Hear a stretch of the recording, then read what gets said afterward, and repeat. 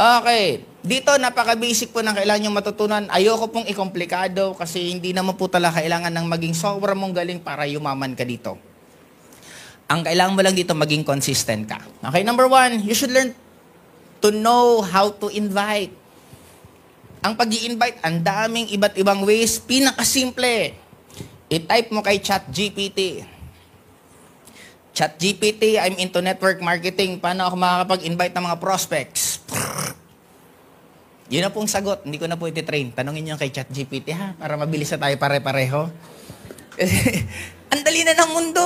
Ang dali na ang buhay natin. Tayo lang papahirap. Okay? Hindi ko na po i-discuss ito yung mga pinagagawa namin noon kasi na kay ChatGPT na nga po. Okay?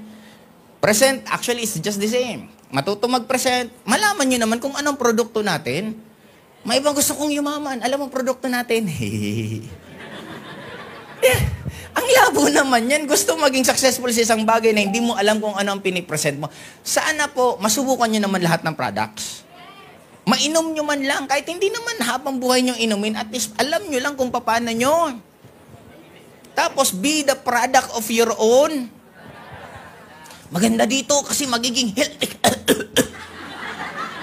Ibang ang supplement, magiging healthy kayo kung dami mo laging sakit.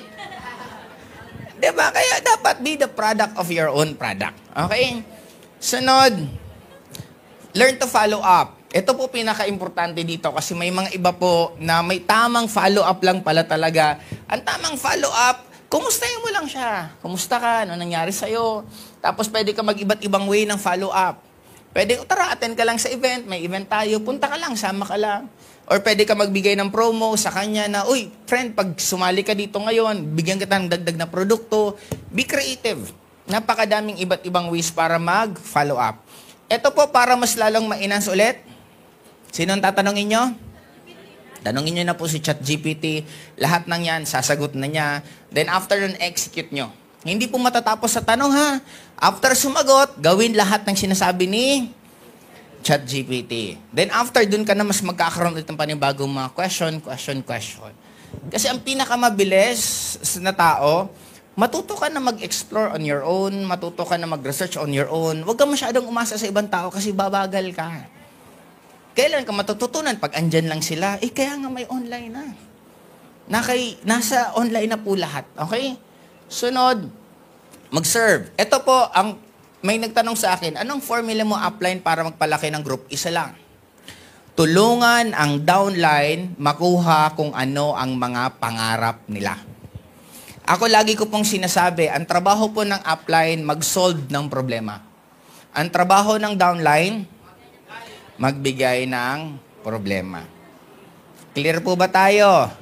Kasi marami pong upline, pag may problema, nawawala. Pag maganda nangyayari, ako may kagagawan. Balik na rin po natin. Pag pangit, upline ang dapat na mag-aayos. Pag maganda, purihin ang downline na sila ang nakagawa. Baliktad po dapat. Clear? Yes. Trabaho po natin again. Ano yun?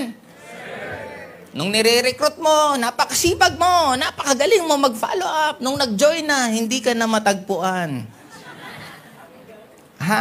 Isa lang po isipin po natin.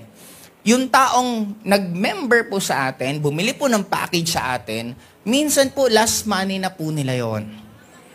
Minsan po yun na nga lang yung ultimong hope nila sa buhay nila. Kaya sana galingan naman natin kasi may taong umaasa sa atin. Itodo natin, ibigay natin lahat ng pinakakaya natin kasi ang mundo, ibabalik niya lahat ng ginagawa po natin.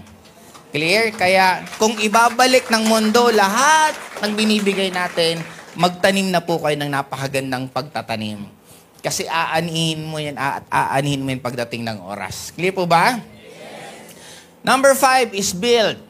Ito po, dapat matuto po kayo na hindi lang habang buhay mag-isa ka. Para ka na pong magiging magulang. Magkakaroon ka ng 3, 5, 10 hanggang palaki ng palaki. Ako simple lang Meron po ba sa inyo nangangarap na magkakaroon ka ng seminar ng ganito, tapos grupo mo lang? Yes! Sino yon? Kailan yon? Di ba? Nagdudugtong-dugtong. Tandaan nyo, ang pangarap nyo, mas clear, mas detalyado, mas mabilis po siyang mag-manifest. Ulitin ko ha, pag ang pangarap mo mas clear, mas detalyado, mas mabilis po siyang mag-manifest. Tuturuan ko kayo. Anong pangarap natin kanina? Ano yan? Mapuno. Tama. O, nakikita mo bang ikaw na nakatayo dito? Anong suot mong damit? Ano kayong dinidiscuss mo? Paglingon mo dyan sa mga katabi mo, sinong yung mga nakaupo na yan? Sinong downline mo ang nandyan? Nagigets nyo po ba? Kaya tuwing may kausap ka, positive, join. Okay, ikaw uupo dyan. Huy, positive, join. Ikaw uupo dyan. Hanggang mapuno mo to lahat. Sabi nga nila, parang nangangarap kayo ng kotse. Alam nyo kung anong kulay. Alam nyo kung anong model. Alam nyo kung anong itsura niya sa loob. At nararamdaman mo na dinadrive mo na yung kotseng yon. At ang pinakamaganda doon, alam mong sa'yo yon. Always remember, when you want something na mangyari, dapat ngayon pa lang, ramdam mo nang sa'yo na yan.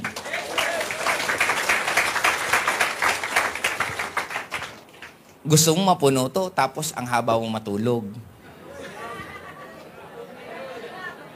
Gusto mo mapuno to, tapos ang hirap ka man lang imbitahan ng upline para umattend ng mga training. Doon na pumapasok yung tinatawag na disalignment. Dapat maging align ka doon sa gusto mo at ano yung ugali mo ngayon. Di ba pag napuno mo to, tingin mo, top earner ka, hindi? Ang top earner ba mahiyain? Ang top earner ba hindi sumusunod sa upline? Di ba? Yun ang point ko na dapat kung ang goal mo maging top earner, dapat ngayon pa lang, ano ka na? Kung ang goal mo maging top earner, ngayon pa lang, ano ka na? Paano pag tinatamad ka? Kahapon, may napakagandang discussion namin. Nagkakulitan kami kahapon. Sabi ko, huwag natin masyadong komplikaduhin. Sa mga nagsisimula, ang goal nyo lang, meron ka lang at least 5 presentation. Isang araw. 5 presentation na ibig sabihin, 5 beses kang ngayon. What if, pagising mo ng umaga, wala ka sa mood? Anong gagawin mo? Tapusin mo yung 5 bago ka mawalan sa mood. Nai-gets nyo? What if nag-away kayo ng girlfriend mo?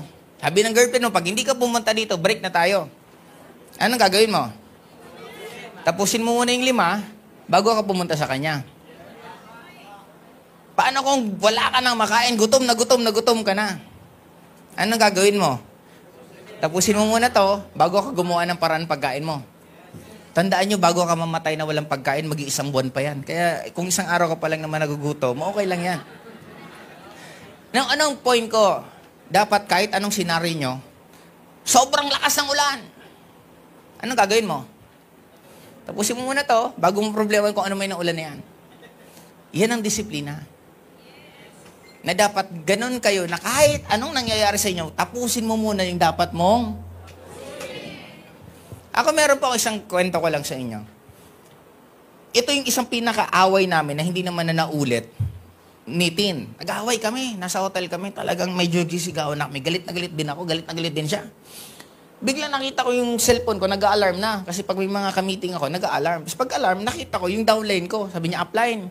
Nandito na po ako sa lobby ng hotel. Antayin ka na lang po namin. Nag-aaway kami. Tingin nyo, anong ginawa ko? Sabi ko, teka lang. May schedule ako sa baba. Mamaya na tayo mag-away. Maliligo muna ako. Ligo ako. Pagbaba ako, pababa na ako ng elevator. Siyempre, dapat magbago mood. Power, power, power, power. Power, power, power. Hanggang na positive percent. Pagkatapos kong presentan, tapos akyat ako. Sabi ko, mag-away na naman kami ulit. Pag akyat, wala na. Lumipas na yung init ng ulo. Kaya yun ang point ko na ako, whatever it takes, gagawin ko kung ano yung dapat kong gawin kasi obligasyon ko yan. May mga times ako na yung, ito biro, pero totoo nangyayari na, nire-reschedule ko yung sakit.